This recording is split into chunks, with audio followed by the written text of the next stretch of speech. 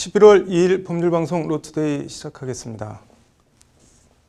법률방송은 지난주 후쿠시마의 비극이라는 제목으로 일본 정부의 원전 오염수 방류 관련한 보도를 두 차례에 걸쳐 전해드렸는데요. 이런 가운데 국제원자력기구 IAEA가 모레부터 후쿠시마 제1원전 주변 해역의 오염 등을 확인하는 작업에 들어갑니다. 그런데 IAEA 전문가 파견 조사가 우리 입장에선 환영할 만한 일이 아니라고 하는데 왜 그런 건지 어떻게 대응해야 하는지 장한지 기자의 보도 보시겠습니다.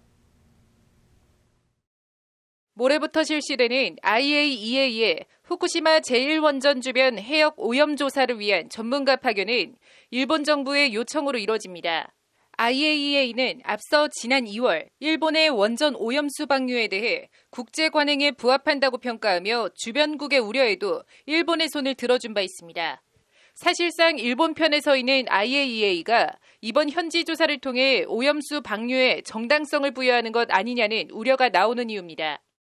일본 정부는 IAEA의 어떤 발언에 근거해서 이 오염수 방류, 해양 방류의 정당성을 쌓아왔기 때문에 앞으로도 이 같은 결과에 따라서 그 해양 방류 결정을 그러니까 활용할 가능성은 뭐 100%고요. 네네. 그리고 이제 우리나라에 남는 쟁점은 그래서 우리가 국제 원자력 기구의 이 결과에 대해서 어떻게 대응할 거냐. IAEA가 일본의 유리한 조사 결과를 내놓을 걸 전제로 대응 전략을 짜고 실행해야 한다는 겁니다. 이와 관련 원희룡 제주도지사는 지난달 20일 실제 오염수가 방류된다면 일본 정부를 상대로 모든 법적 조치를 취하겠다고 목소리를 높였습니다. 제주도와 대한민국 한일 연안 주민들을 대표할 주민 원고단을 모집해 한일 양국 법정에 일본 정부를 상대로 민형사 소송을 제기하겠습니다. 동시에 국제재판소에도 소송을 제기하여 진행하겠습니다. 일단 일본 국내 민사소송은 일제 강제징용 배상 판결처럼 일본 정부를 상대로 불법행위에 의한 손해배상 소송을 내는 방식이 있습니다. 오염수 방류를 불법행위로 보고 이에 대한 손해배상을 청구해 승소함으로써 오염수 방류의 부당성에 대한 법적 판단을 받고 이를 차단해내는 겁니다. 국가불법 행위에 대해서는 손해배상 소송을 많이 하잖아요. 그러니까 일본이 뭐 이렇게 우리나라 같은 경우는 이 환경법이 있는데 네. 그런 관련된 환경 관련 법률에 위반돼서 무단 방류를 했다 하는 경우에는 국가배상 청구가 가능할 것 같아요. 그리고 똑같이 그런 방류 조치에 대한 금지 가처분 신청 같은 경우도 사실 가능하고. 이 경우 오염수 방류와 이에 따른 피해 사실 입증 책임을 원고가 부담하는 것이 아닌 피고, 즉 일본 정부가 위해성이 없다는 것을 입증하는 이른바 공해소송을 내는 겁니다. 공해소송의 경우 행위와 피해 사이 이른바 무과실 책임 원칙을 두고 있다는 것이 신현호 변호사의 설명입니다. 공해소송이 대표적으로 무과실 책임을 인정을 하고 있어요. 어느 나라든지. 그러니까 이게 공해소송은 과학적인 입증이 피해자 입장에서는 불가능하거든요. 그래서 이 환경 오염 물질이 방출이 되고 또 그로 인해서 뭐 암이라든지 기타 피해가 있다는 게 확인이 되면 그 환경 오염 물질로 암이 발생했다는 걸 추정을 해요. 그래서 그 가해 기업이 우리하고는 전혀 관계없다는 걸 입증을 하지 않으면 인과관계나 과실을 인정하는 판례들이 많아요. 국제적으로는 유엔의 이 사안을 가져가 해양보호 보존 의무 위반, 유엔 협약 위반을 강력히 주장하는 방식이 있습니다. 다른 선택이 가능한 여러 방법이 있음에도 돈이 적게 든다는 이유로 원전 오염수를 바다에 방류하는 건 유엔 협약 위반이라고 국제사회에 직접 호소하는 겁니다. 고의로 이렇게 막대한 방사능 오염수를 해양으로 보내는 최초의 그런 사건인데, 그러면 이제 원자력 문제나 핵 문제라는 게 폐기물이나 이런 방사능 오염 물질이 다시 이제 자연으로 다 떠넘겨지는데, 네. 그게 당연하게 받아들여져서는 안 되기 때문에 단호하게 이거는 고의로 방출시키는 거잖아요. 그럼에도 일본 정부가 오염수 방류를 강행한다면 유엔 산하 전문기구인 국제해양법재판소에 제소할 수 있습니다. 일본이 내보내겠다고 한다면 저는 해양법재판소에 제소해야 된다라고 생각을 합니다. 일본이 이걸 뭐 일시에 며칠간 한꺼번에 다 내보내지는 않을 테니까 재판을 해서 막아야 되지 않을까. 강경화 외교부 장관의 오염수 방류는 일본 정부의 주권사항이다라는 식으로 손 놓고 있을 문제가 절대 아니란 겁니다. 강 장관의 입장은 저는 어떤 일본 영토 안에서 생긴 일이라는 그런 원론적인 의미로 저는 좀 생각하고 싶고요. 네네. 일본도 유엔 해양법 조약의 회원국이기 때문에 일본이 말하는 일본이 한국에 대해서 늘 한국이 국제법을 안 지키는 나라라고 그렇게 비난하고 있는데 이거야말로 일본이 고의로 국제해양법을 지키지 않는 거라고 보고 있습니다. 그래서 명확한 반대 입장을 표시하는 게 맞다. 일본도 국제법상 의무가 있기 때문에 국제해양법재판소 판결이 나오면 이를 일본 정부 주권사항이라는 식으로 간단히 무시할 수는 없을 것이라는 게 송기호 변호사의 설명입니다. 결국 이제 일본이 이 협약을 결국은 탈퇴하는 것이 돼버리는 거겠죠. 그러니까 일본의 해양법적 지위가 모순이겠죠. 그러니까 섬에 서로 재판한다는 이야기는 그 결과에 따른다는 걸 의미하는 거기 때문에. 후쿠시마 원전 오염수 방류 문제, 아무것도 하지 않고 미적거리고 있으면 지금이라도 국제공조를 통해 총력 대응하지 않으면 시간은 일본 편이라는 게 관련 전문가들의 조언입니다. 전 세계 바다가 오염될 수 있는 가능성에 대해서는 과학적인 근거를 제시하면서 그들을 설득할 수 있어야 된다고 보고요. 그리고 이게 단순히 한국과 일본 양국의 문제가 아니라는 것. 전 세계 시민들의 거의의 반대가 일본 정부에 꼭 직접적으로 영향이 갈 수 있도록 지금부터도. 법률방송 장은지입니다.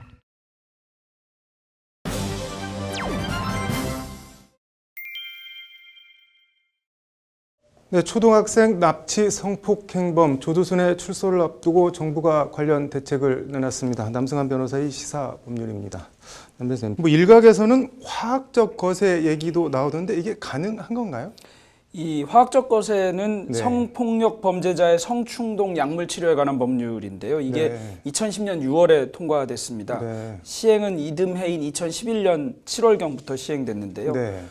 화학적 거세는 이제 남성 호르몬의 억제제, 성폭력 충동 조절제를 투여해서 성적 활동이나 성욕을 감퇴시키는 것입니다. 네. 고환이나 난소를 추출해내서 신체적으로 아이의 성불구로 만드는 물리적 거세와는 대응하는 개념이긴 합니다. 네. 이게 이제 보완 처분이라고 하는 것인데요. 네. 당사자의 동의가 당연히 필요 없는 강제적 처분입니다. 검사의 청구, 그다음에 법원이 치료 명령을 하거나 또는 치료가 심의위원회가 내린 결정으로 이루어지는데요. 네. 스스로 충동을 억제할 수 없다는 의사의 진단이 있어야만 하는 등 조건이 까다롭습니다. 실제로 까다로워야 하기도 합니다. 네. 그런데 조두순의 경우에는 이제 그 2008년 12월 이전에 범죄가 이루어졌기 때문에 이것이 이제 소급 적용이냐 아니냐 하는 문제가 생기게 됩니다. 이게 관련 법을 개정을 해서 조두순에 소급 적용하자 이런 주장도 있던데 이게 가능하긴 한 건가요? 이게 이제 형벌 불소급 원칙과 관련된 문제가 됩니다. 형벌 불소급 원칙과 관련해서 형벌은 당연히 불소급 하는데요. 아까 말씀드린 대로 이런 보완 처분의 경우에도 불소급 원칙이 적용되는가가 쟁점입니다. 제가 예전에 공부할 때는 보완 처분도 당연히 불소급 적용 대상이다 이렇게 알고 거의 대부분 통설이 그래 왔습니다만 전자장치, 전자발찌 부착과 관련해서 소급 적용을 하는 법률이 만들어진 적이 있습니다. 지금은 이제 더 의미가 없는 법률이 되기는 했습니다만 일시적으로 소급 적용하게 되었는데 그때 헌법소원 과정에서 우리 헌법재판소가 이런 정도의 보완 처분은 소급 적용돼서 형벌 불소급의 원칙이 적용되지 않는다 이런 판시를 한 사례가 있습니다. 그 헌법재판소 결정대로라면 이거는 괜찮은 거 아니냐 이럴 수 있기는 한데 그때 당시에 그 헌법재판소 결정에 동의하지 못하는 의견들이 상당히 강했고 특히 보완 처분을 형벌적 보완 처분, 비형벌적 보완 처분으로 다시 나눠서 비형벌적 보완 처분은 소급 적용이 가능하다 이렇게 한다는 건데 글쎄요. 전자발찌나 화학적 거세 같은 것은 형벌적이냐 비형벌적이냐를 따질 거 없이 당사자에게 상당히 불이익한 처분이거든요. 그래서 저는 여전히 이런 방식의 소급 적용은 곤란하지 않느냐 이렇게 생각하고 있습니다. 이 조두순이라는 사람에 대한 위험을 막아내는 것과 형벌법규를 소급 적용하는 것을 만드는 것, 이건 좀 다른 문제가 아닌가 이런 생각이 듭니다. 그리고 뭐 조두순 격리법 뭐 이런 얘기도 나오는데 이건 뭔가요?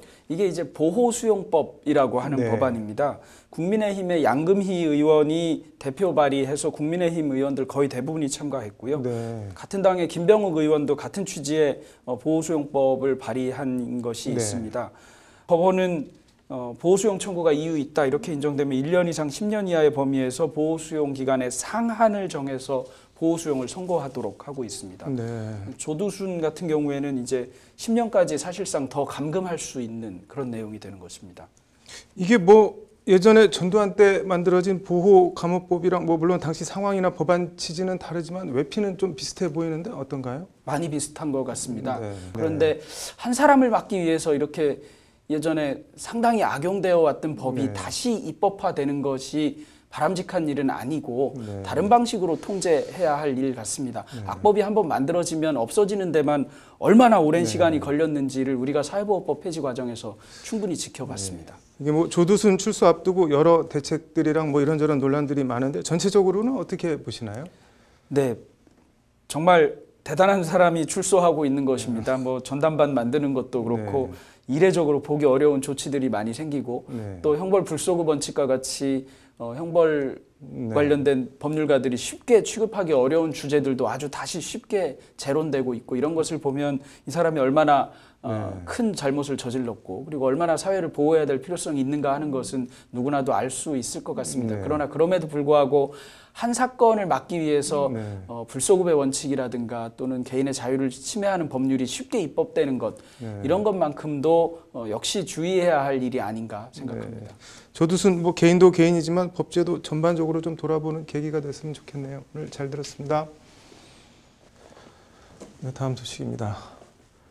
뇌물과 횡령 등 혐의로 대법원에서 징역 17년이 확정된 이명박 전 대통령이 오늘로 서울 동부구치소에 재수감됐습니다. 보석으로 풀려난 지 251일 만에 재수감입니다.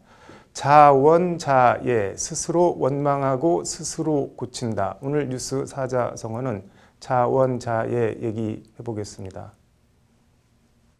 자원자예, 스스로 자에 원망할 원, 쑥이라는 뜻으로 쓰면 에라고 발음되지만 거두다, 고치다는 뜻으로 쓰면 예라고 발음되는 예자를 씁니다. 스스로 잘못을 원망하고 스스로 잘못을 고쳐 다스리다는 뜻입니다. 맹자가 제자 만장과 주고받은 말을 기록했다는 맹자 만장 상편에 나오는 말입니다. 천하란 무엇인가, 천자의 자리란 어떠한 것인가에 대한 얘기를 주고받으며 나오는 말입니다. 뇌물과 횡령 혐의 등으로 대법원에서 징역 17년이 확정된 이명박 전 대통령이 오늘로 서울 동부구치소에 재수감됐습니다. 구치소에 수감되기 위해 서울 논현동 자택을 나서는 이 전 대통령은 별도의 성명이나 입장 발표 없이 곧장 자택을 떠나 서울중앙지검으로 향했습니다. 그런 이 전 대통령이 재수감 전 마지막 남긴 말은 나를 구속할 수는 있어도 진실을 가둘 수는 없을 것이다 라고 합니다. 집에서 검찰총으로 이동하는 도중 제가 뭐 하시고 싶은 말 있으면 기자님들 단톡방에 올리겠다고 말씀드렸더니 댁에서 하셨던 나는 구속할 수 있겠지만 진실을 가둘 수는 없을 것이다 라는 말을 남겼다고 전해달라고 했다는 것이 이 전 대통령 변호인인 강훈 변호사의 전언입니다. 이 전 대통령은 나흘 전 대법원 판결이 확정될 때도 입장문을 내고 법치가 무너졌다, 나라의 미래가 걱정된다, 진실은 반드시 밝혀질 것이다며 예의 그 진실을 얘기했습니다. 내가 재판에 임했던 것은 사법부가 자유민주주의의 최후의 보루라는 기대 때문이었다. 그러나 대법원은 공정하지도 정의롭지도 못했다는 게 이 전 대통령의 말입니다.